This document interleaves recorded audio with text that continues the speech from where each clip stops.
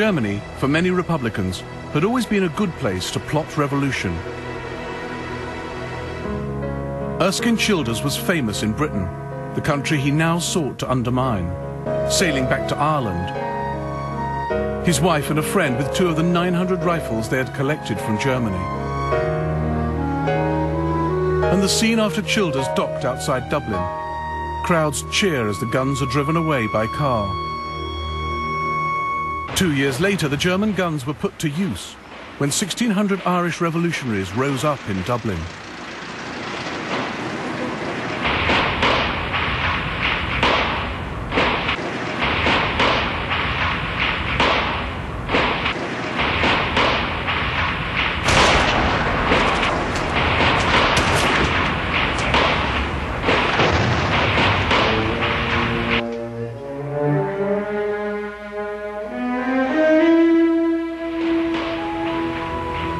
For which Padraig Pearse had been waiting had come.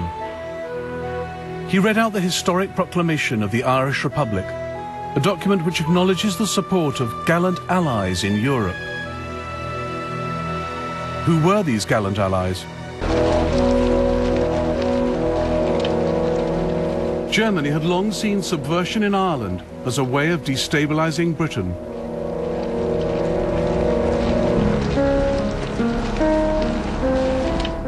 In August 1914, Sir Roger Casement, an Irish Republican and one-time darling of the British establishment, gave the Germans the opportunity they were looking for. He wrote to the Kaiser with an offer. We draw your Majesty's attention to the part that Ireland necessarily, if not openly, must play in this conflict. Ireland must be freed from British control. Thousands of Irishmen are prepared to do their part to aid the German cause, for they recognize that it is their own.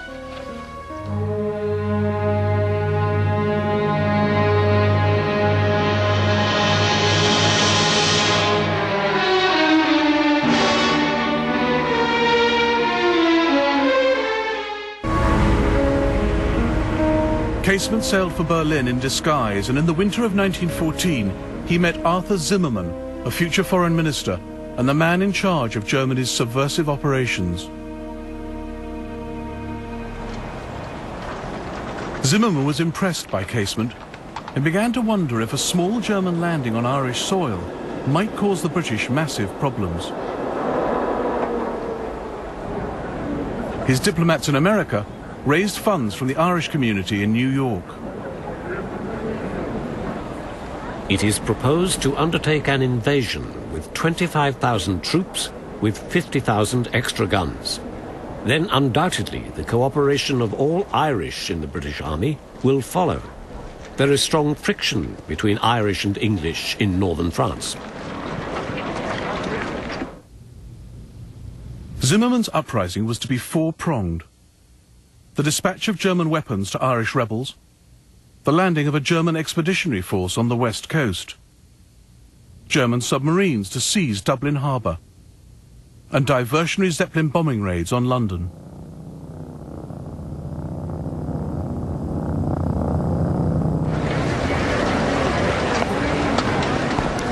Germany's high command got cold feet and refused to commit an invasion force.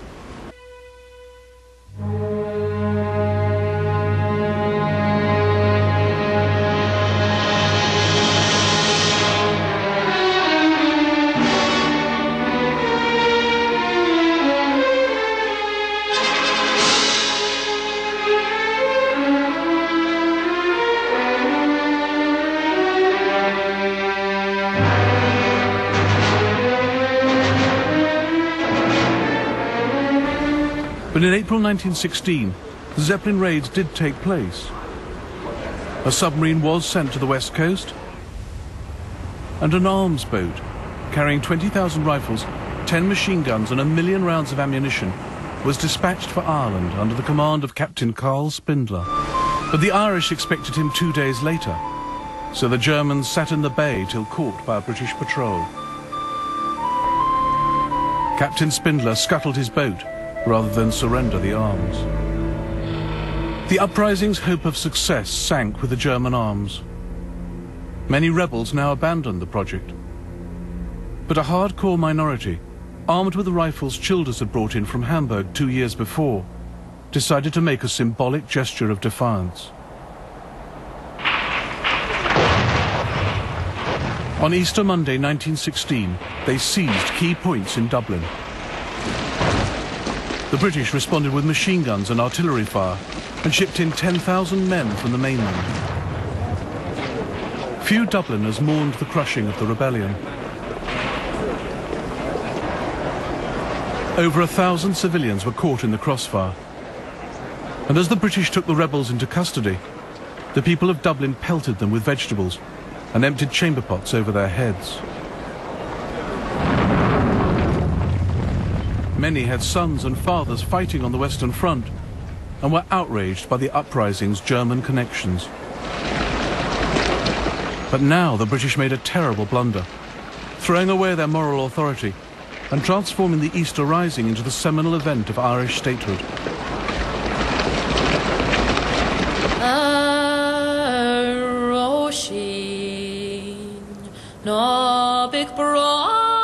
They sentenced the leaders of the uprising to death, starting with Pearse.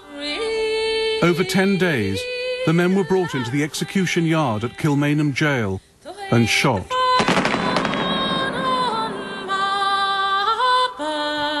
James Connolly was so wounded in the uprising that he had to be shot sitting down.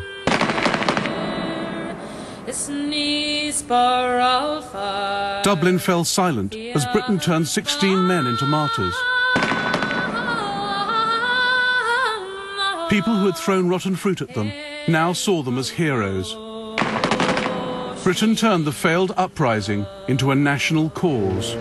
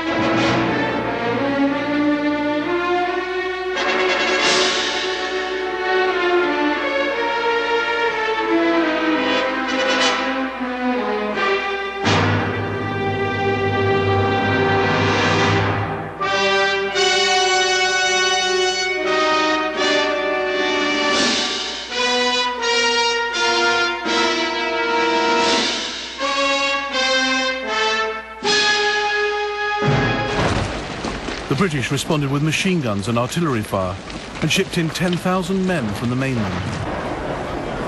Over 1,000 civilians were caught in the crossfire.